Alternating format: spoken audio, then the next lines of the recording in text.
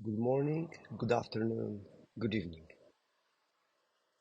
Welcome again in my daily podcast.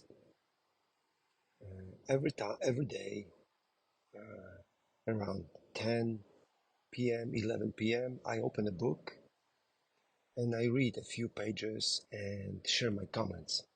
I'm always happy to learn what do you think about it, how you look at that, what is your perspective about this book. Currently, I'm reading a book, Power and Prediction. This is the next episode, so if you are here for the first time, welcome. If you are interested in starting from the very beginning, this series is called BookSight, Power and Prediction. So if you'd like to learn the whole book and maybe you are interested in sharing my thoughts about it, I would highly encourage you to start from the beginning. Dear listeners, dear audience, let's start the next few pages of the book. The section is called System Innovation for Artificial Intelligence. Google Chief Executive Officer Sundar Pichai said that, quote, artificial intelligence is probably the most important thing humanity has ever worked on. I think of it as something more profound than electricity. Quote, Google has already seen a benefit from artificial intelligence. Many companies haven't. A 2020 study by MIT, Sloan Management Review, and Boston Consulting Group, a global consultancy, found that just 11% of organizations reported significant financial benefits from artificial intelligence. This wasn't for lack of trying. 59% said they had an AI strategy, 57% had deployed or piloted AI solutions. Artificial intelligence pioneer Andrew Ng, who founded the Google Brain project and was chief scientist at Baidu, proclaimed that, quote, artificial intelligence is the new electricity. It has the potential to transform every industry and to create huge economic value. Quote, we agree. Artificial intelligence has the transformation potential of electricity, but if history is a guide, the transformation is going to be a long and bumpy ride. The example of electricity shows that there is no inherent inconsistency between optimism about the future of AI and disappointment in the results thus far. Brynjolfsson, Rock, and Syverson highlighted the age of paradox. We should expect optimism about the future to coexist with disappointment about where we stand today. Indeed, there are good conceptual reasons to expect them to simultaneously exist when the economy undergoes the kind of restructuring associated with transformative technologies. In the first wave of electricity, light bulbs replaced candles, and electric motors replaced steam engines. These were point solutions with no restructuring required. The economy did not transform. Artificial intelligence is the same situation. It's applied as a new tool for predictive analytics. A handful of companies like Verafin are seeing a benefit from enhanced prediction. This is the 11% of companies that are already seeing a financial benefit. They already did prediction. And artificial intelligence in making their predictions better, faster, and cheaper. The lowest hanging fruit for artificial intelligence are point solutions, and that fruit is being picked. Just as electricity's true potential was only unleashed when the broader benefits of distributed power generation were understood and exploited, artificial intelligence will only reach its true potential when its benefits in providing prediction and be fully leveraged. For us, the point squarely at the role prediction play in enhancing decision making. We will demonstrate that in many cases, prediction will so change how decisions are made that the entire system of decision making and its processes in organizations will need to adjust. Only then will AI adoption really take off. We sit in a between times.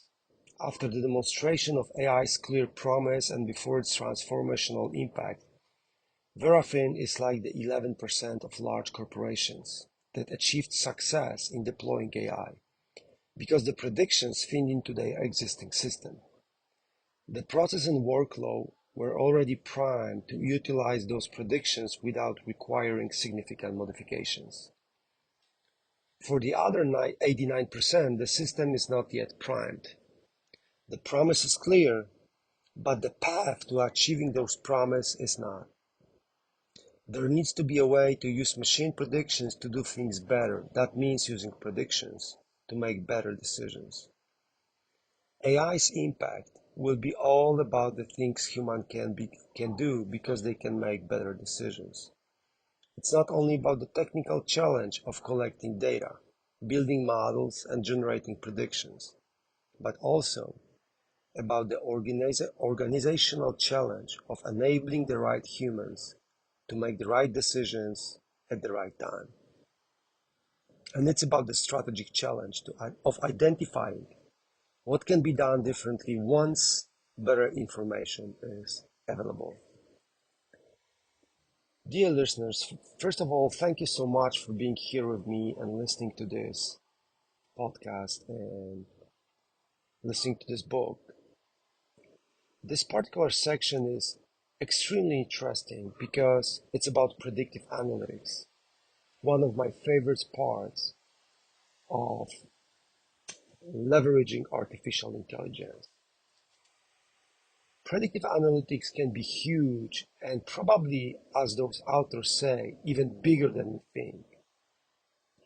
I would love to see more changes in the world, like predicting the perfect treatment for the person with the cancer disease, or predicting the perfect driving route for emergency units, or predicting that somebody or a group of people can be under depression or under severe conditions that put them down or take them away from society.